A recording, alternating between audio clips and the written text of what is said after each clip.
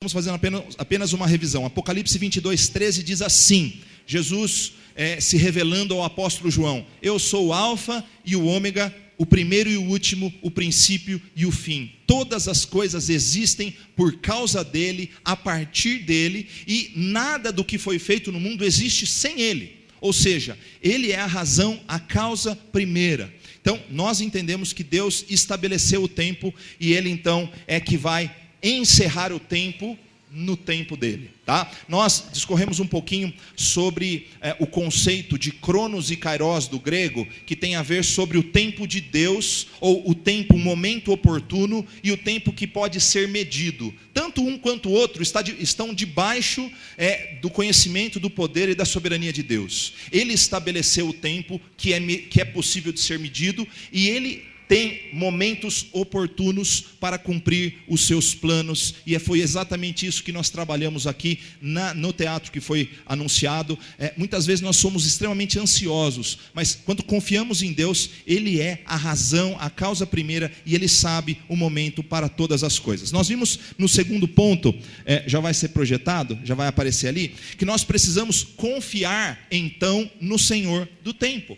Se ele é aquele que coordena o tempo, que tem começo e fim, nós temos que entender que ele também é o Deus que chega no momento certo, nem atrasado nem adiantado. Ele chega no momento oportuno na sua vida, na vida do seu povo. Então ele tem momentos exatos. Não estou dizendo com isso que tudo está predeterminado, que nós somos apenas robôs. Muito pelo contrário, nós temos um certo grau de liberdade. No entanto, nós temos que entender que ele tem a melhor solução, e confiando no Senhor do tempo. Aí o texto que nós usamos foi de Salmos.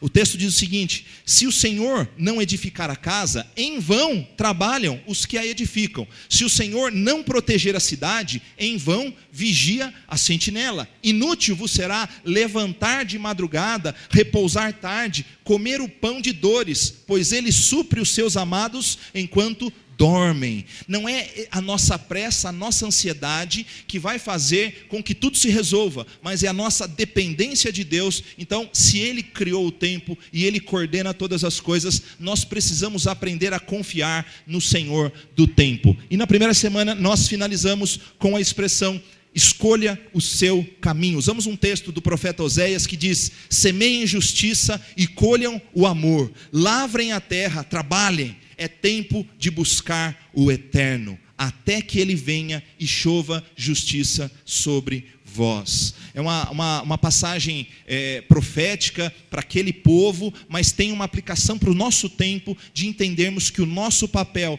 é semearmos a justiça, é trabalharmos, nos dedicarmos, fazer a nossa parte e esperar no Senhor, buscar no eterno. Porque quando nós falamos que ele é o Senhor do tempo, estamos dizendo que ele é eterno, ele não está submisso ao tempo. Por isso, nada mais coerente e lógico que confiarmos no Senhor do tempo e escolhermos então estarmos ao lado dele. Na segunda semana, que foi na semana passada, nós trabalhamos não mais Deus e o tempo, trabalhamos o homem e o tempo. E dentre tantas coisas que trabalhamos, tudo isso aqui é um resumo. Se você quiser, nós estamos postando no site. Se você quiser ouvir, logo está no site. Você pode ouvir as primeiras lições desta série de estudos. Então, segunda semana nós falamos justamente sobre situar o homem no tempo. Se Deus está além do tempo, o homem está submisso ao tempo. Nós não temos controle sobre a vida e sobre a morte. Biblicamente, nós sabemos que o homem, até um texto que se usa muito em velório, em sepultamentos e até mesmo em mensagens de esperança, diz que se o nosso homem exterior se corrompe, o nosso homem interior se renova. Ou seja, aqueles que esperam no Senhor sabem que o corpo ele vai se deteriorando com o tempo, mas interiormente nós vamos nos renovando dia após dia. Fernando Pessoa disse o seguinte: o próprio viver é morrer, porque não temos um dia a mais na nossa vida que não tenhamos nisso um dia a menos nela. Olha que reflexão profunda. A cada dia novo, a cada dia que se soma à nossa vida, se subtrai um dia dela. Olha que coisa louca, coisa fantástica. Então é para a gente entender que o eterno, que não está submisso ao tempo, escolheu nos amar, mesmo sendo eu e você mortais, dignos de morte, e todo a nossa vida está traçada. É nascimento, crescer, se desenvolver e morrer. Então, sendo limitado, nós precisamos entender que é necessário organizarmos as nossas prioridades. Você precisa organizar as suas prioridades. E nós usamos várias pranchas aí, 4, 5 pranchas para cada um dos tópicos, mas hoje é só um resumo, então você me perdoe se eu passar por cima de algum assunto que você julga importante. Mas, primeira coisa que nós temos que entender é que Deus deve ocupar o topo em sua lista de prioridades. Então, se o tempo é curto, se nós estamos limitados ao tempo, e se existe um ser que é eterno, o Criador de todas as coisas, nós precisamos então colocar o Deus eterno acima de todas as coisas. Jesus nos ensinou dizendo o seguinte: não andem ansiosos com coisa alguma, o que vocês vão vestir, o que vocês vão comer, olha os lírios do campo, e ele finaliza o texto, penúltimo versículo daquela passagem, dizendo: buscai, vamos ler juntos, vamos participar, vocês estão só assistindo hoje, 1, 2, 3, buscai, pois, em primeiro lugar, o reino de Deus e a sua justiça, e todas as demais coisas vos serão acrescentadas. E nós usamos, na ideia de priorização, uma matriz de valores que é muito dita nos meios cristãos e não cristãos também, mas aqueles que acreditam em Deus, e nós estendemos um pouquinho a matriz de valores, não para escalonarmos primeiro Deus, segundo a família, mas entender que buscando a Deus em primeiro lugar, Ele tem que englobar todas as demais áreas da nossa vida. Ou seja, Ele deve influenciar as nossas decisões para com a nossa família. Então, por exemplo, se Deus disse que o homem, os homens ficam bravos comigo que eu só falo do homem, né? Mas se Deus diz que o homem tem que dar a sua vida pela sua esposa, não tem espaço para que aquele homem egoísta que só pensa em si, mas ele precisa dar a sua vida pela sua esposa, como Cristo deu a sua vida pela igreja. Então, Deus deve influenciar as nossas decisões, assim como Ele deve influenciar no trabalho, na vida da igreja, no lazer e todo o restante. Mas, em segundo lugar, está ali a família. Então, a família, ela precisa englobar todas as nossas outras decisões. Porque não adianta eu pensar que eu vou priorizar a minha família se o trabalho, se o dinheiro, se o lazer e às vezes até a rotina da igreja ocupam mais espaço do que o espaço que deve ser ocupado pela nossa família. Então, nós precisamos entender que uma decisão, olha só, uma decisão profissional, ela precisa estar submissa primeiramente a Deus e em segundo lugar ao bem-estar da sua família. Ponto. Ah, pastor, mas eu não vou... Ponto. Se Deus é prioridade e a família está em segundo, nada mais pode estar à frente dessas duas questões. E aí, assim por diante, usamos o trabalho acima da igreja, porque é o espaço onde nós temos mais tempo dedicado. Então nós gastamos mais tempo no trabalho, mas precisamos encontrar tempo para todas as demais coisas. Nós usamos uma frase de Pitágoras, onde ele disse que com organização é possível fazer todas as coisas bem feitas. Ou seja, você vai excluindo aquilo que não é, a gente vai ver agora, tão urgente do que importante. Então, aprenda a discernir entre o urgente e o importante. Usamos aquela matriz de prioridades de Laverne. Então, ele separa, é como se você tivesse todas as atividades da vida e você aprendesse a colocar ou no ponto 1, no 2, no 3 ou no 4. Basicamente, não vou estender porque eu já preguei semana passada, mas você vai ver que em branquinho está lá urgente, urgente, não urgente, importante, não importante. Então, ele vai mostrar que nós precisamos aprender a gastar mais tempo naquilo que é importante e não urgente.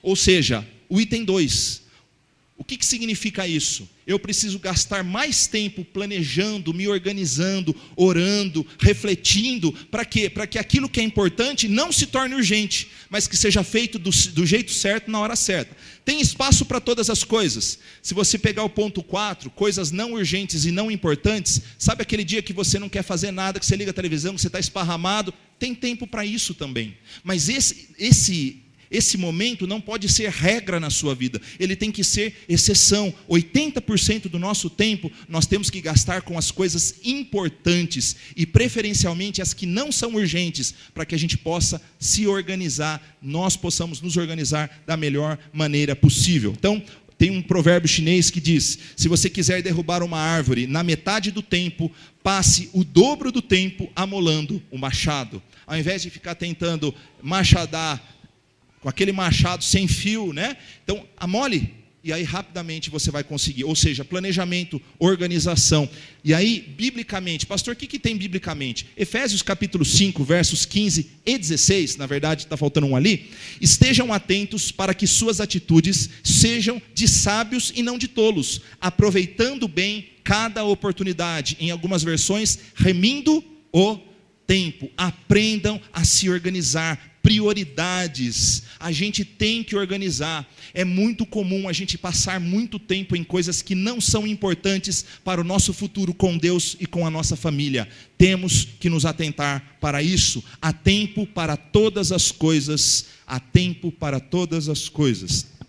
Nós vimos também na semana passada que nós não podemos esquecer o conceito bíblico de descanso. Ele é essencial, ele é bíblico, ele está na palavra de Deus. Nós não vamos nos estender no termo Shabá, sábado, que significa descanso, e nem estamos aqui, falamos na semana passada, que nós não estamos santificando nem sábado, nem domingo, nem segunda, nem terça. Não há dia santo, Jesus já quebrou isso. O que ele está dizendo é que é prioridade nós termos tempo de pararmos, cessarmos o nosso trabalho e nos dedicarmos ao Senhor. Não adianta você trabalhar 7 dias por semana e dizer que é formiguinha e não consegue ser cigarra. Há tempo para todas as coisas. Deus estipulou a necessidade de descansarmos, cessarmos o trabalho e nos consagrarmos a Deus. Temos tempo para todas as coisas. Falamos também que é necessário renunciar algumas questões. Não há como aproveitarmos bem o tempo e a vida se não aprendermos a dizer não, a renunciar muitas coisas que atrapalham o andamento da nossa vida com Deus, a nossa família, o nosso trabalho. Lucas capítulo 14 diz: e qualquer que não tomar a sua cruz e me seguir, não pode ser meu discípulo. Todo aquele que não renunciar a tudo quanto tem, não pode ser meu discípulo. Basicamente, uma das interpretações mais bonitas e simples dessa passagem é o seguinte: Deus tem que ser prioridade, o restante das coisas tem que estar em segundo plano. Ele não está dizendo que você vai desprezar a sua família. Tem uma passagem que ele diz que a gente tem que desprezar, fala sobre o jovem rico, e em outras passagens, que a nossa família a gente tem que renunciar. Mas na verdade, não é renunciar por causa da igreja, é entender que Deus é prioridade. Sendo prioridade, tanto família, quanto trabalho, quanto igreja, quanto lazer, vão estar organizados de uma forma coerente. Então é necessário renunciar. Priorizar o Senhor, por exemplo, é abandonar o orgulho, é renunciar ao orgulho. Priorizar a família é lembrar-se que nós não somos mais solteiros para os casados. Priorizar a família é entender que filhos precisam respeitar os seus pais. Nós precisamos renunciar ao nosso ímpeto de agredir, de mascarar a nossa arrogância, a nossa prepotência. Então é necessário renunciar. Na verdade, escolher é renunciar. Eu usei 2 vezes esse exemplo e eu vou usar pela 3ª vez, a não ser que Deus mande me mande usar em outra oportunidade. Mas eu me lembro de uma leitura que fiz a respeito de um texto que o Jô Soares, não é bíblico, mas é só para entender. O Jô Soares disse que ele tem um filho excepcional e ele foi a uma livraria com o filho e o filho pegou 10 livros. Aí o Jô Soares falou assim: não, você pode escolher 1 ou 2. Ele falou: então não quero nenhum. Mas por quê? Porque escolher é perder. E na verdade é isso mesmo. Quando eu escolho seguir o Senhor, eu perco outras coisas. No entanto, eu estou escolhendo ao Eterno, ao Criador do tempo, o Senhor de todas as coisas, que controla tudo que existe. E aí a pergunta que fica, lógica cristã e bíblica: é mais fácil seguir o Todo-Poderoso ou seguir as nossas inclinações? É mais fácil seguir as nossas inclinações.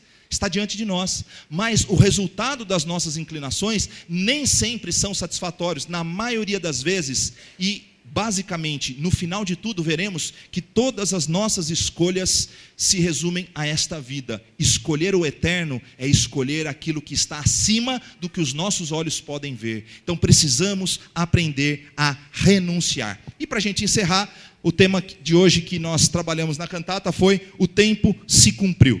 Então nós estamos encerrando hoje, e nós pudemos ver na vó Nanda e na Aline, na representação, pudemos aprender que há tempo para todas as coisas. É necessário muitas vezes esperar, e esperar faz parte da vida. Às vezes, preste atenção, nós estamos apressados demais, queremos que chegue logo determinado dia, e às vezes nós deixamos passar despercebido a oportunidade, o tempo que se aproximou e a oportunidade que se aproximou de nós. E aí entra, às vezes eu cito algumas questões seculares, de outras religiões, ou de outros, de poetas e tudo mais, simplesmente para a gente entender que se o ser humano comum consegue perceber isso, quanto mais deve o Filho de Deus, o cristão, aquele que diz priorizar a Deus, entender isso de forma muito maior. Tem um provérbio árabe que diz o seguinte: o maior erro é a pressa antes do tempo e a lentidão ante a oportunidade.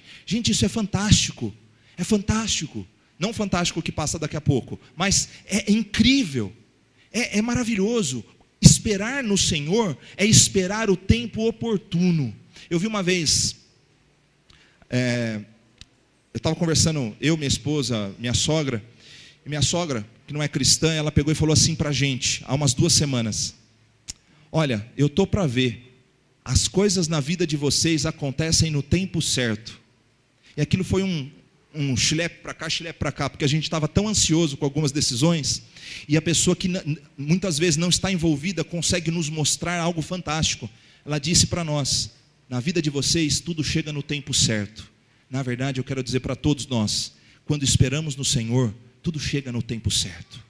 Tudo chega na hora certa, tudo chega da melhor forma, não do jeito que a gente quer, mas do jeito que Deus espera. Fernando Teixeira de Andrade disse, nós lemos semana passada: há um tempo em que é preciso abandonar as roupas usadas, que já têm a forma do nosso corpo, e esquecer os nossos caminhos, que nos levam sempre aos mesmos lugares. É tempo de travessia, e se não ousarmos fazê-la, teremos ficado para sempre à margem de nós mesmos. Olha o que nós aprendemos há pouco: buscai em primeiro lugar o reino de Deus e a sua justiça, e todas as demais coisas vos serão acrescentadas. Não vos inquieteis com o dia de amanhã, basta a cada dia o seu próprio mal. Confia no Senhor de todo o coração, não te estribes no teu próprio entendimento, não confie na sua inteligência acima do que você confia no Senhor, porque a própria inteligência foi dada por Deus, mas o mau uso dela é tolice. O bom uso do conhecimento é sabedoria, e quem quer sabedoria deve fazer o quê? O quê?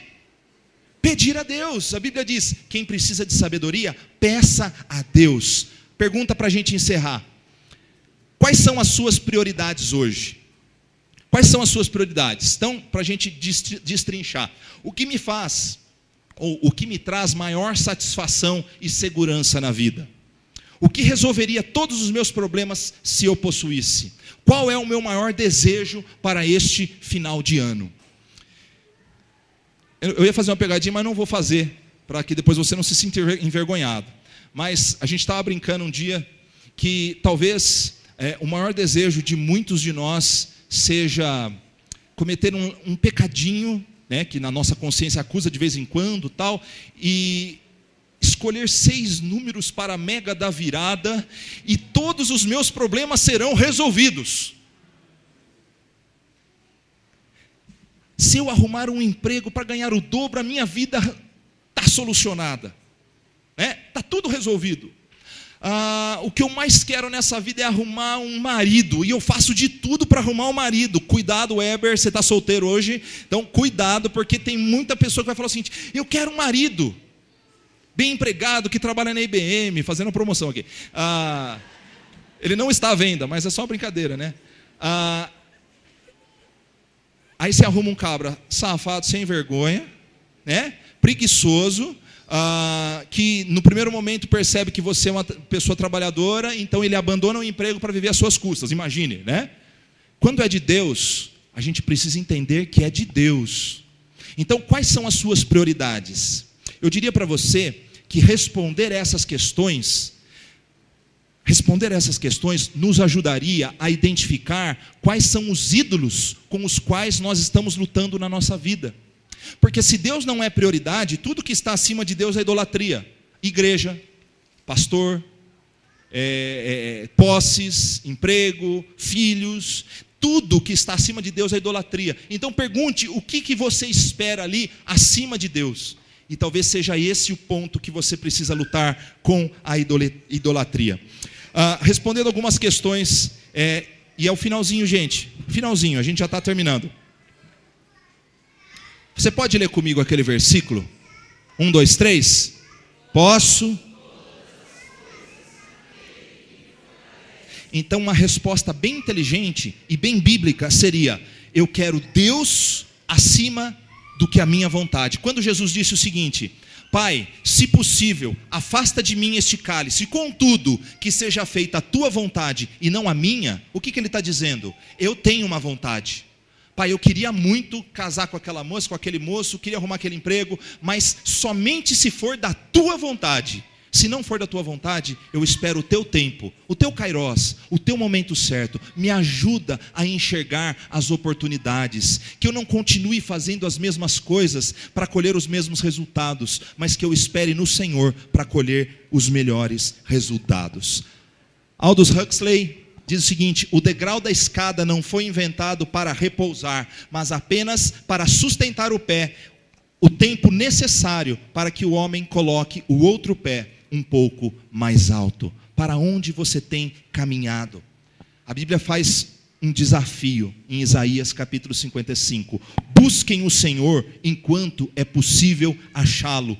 Clamem por Ele enquanto Ele está perto. O tempo chegou de você buscar o Senhor com todas as suas forças. Todas as demais coisas vos serão acrescentadas, dia após dia. O que você quer para o ano de 2014? O que você quer até o dia 31 de dezembro de 2013? E a última pergunta: o que você quer de agora em diante para a sua vida? Você quer Deus? Você quer Deus em primeiro lugar na sua vida? Não sou eu que posso fazer isso por você, é você que pode fazer. Você quer Deus como prioridade? Você quer isso? Baixe sua cabeça, feche seus olhos, nós vamos orar. De uma forma bem rápida, bem simples, mas biblicamente eu preciso te perguntar uma coisa. Se você hoje nunca tomou uma decisão ao lado do Senhor, e você quer conhecer mais dele, eu vou simplesmente orar pela sua vida, não vou te chamar aqui à frente, mas só quero que você manifeste uma de suas mãos, levante uma de suas mãos, eu vou orar pela sua vida. Se você quer Deus como prioridade na sua vida hoje. Alguém? Amém. Mais alguém? Quer Deus como sua prioridade? Eu vou orar por você. Amém. Amém. Mais alguém? Amém. Mais alguém? Nós vamos orar. Senhor, quantos de nós estamos aqui, Senhor, muitas vezes angustiados pelas decisões que precisamos tomar? Quantos de nós estamos aqui, Senhor, lutando contra a nossa vontade, lutando contra o nosso desejo, lutando, Senhor, contra a necessidade de buscarmos mais ao Senhor? Sabemos, ó Pai, que Tu és o Criador de todas as coisas. Nós sabemos que o Senhor pode tudo, mas muitas vezes passa pela cabeça de cada um de nós aqui, Senhor, que ainda não chegou o tempo. Mas a Tua palavra nos ensina que é necessário Te buscar enquanto o Senhor está perto. Pai, que cada pessoa, cada mão levantada, cada irmão que está aqui, cada amigo que está aqui nesta noite, não saia daqui sem a certeza de que o Senhor, em Cristo Jesus, nos concedeu um maior e mais valioso presente, que é a vida eterna contigo. Pai, nós sabemos que o Teu amor é grandioso por cada um de nós. Obrigado, Senhor, pelo privilégio de Te servirmos. Que nesse dia, Senhor, nós possamos optar não somente pela igreja, ó Pai, porque a igreja é secundário, mas que nós venhamos a optar pelo Senhor como prioridade nas nossas vidas. Que nada, Senhor, ocupe os primeiros lugares que não o Senhor. Que nada, Senhor, venha a afastar o amor, a paixão, a dedicação e o ímpeto, Senhor, de te servirmos. Dá-nos, Senhor, um alicerce sólido para que possamos ser teus servos e que 2013 se encerre de forma diferente e que 2014 inicie, Senhor, de forma diferente, que possamos te buscar com intensidade, com integridade, entendendo que o Senhor hoje nos desafia a buscarmos o Senhor de todo o nosso coração. Obrigado, Senhor, por compartilhar conosco o teu amor, a tua graça em Cristo Jesus. Em nome de Jesus, Senhor. Amém. Não se esqueça, não vá embora ainda, que tem uma surpresinha no final. Nós vamos cantar um pouquinho e nós vamos encerrar. Você vai ficar sentadinho que nós vamos distribuir uma lembrancinha, um presentinho para você, uma recordação deste dia especial. Não se esqueça de uma coisa: se todas as palavras que foram cantadas e ditas você esquecer, não se esqueça de uma coisa: Deus te ama e o tempo é hoje. Esquece, o que passou, passou. Eu não sou digno de... Ninguém é digno, mas Jesus torna todas as pessoas vencedoras em Cristo Jesus. Basta buscar a Ele. Ame ao Senhor como Ele te amou. Ele deu a sua vida por você. Basta que você entregue a sua vida nas mãos dEle e diga: Senhor, eu te quero hoje e sempre.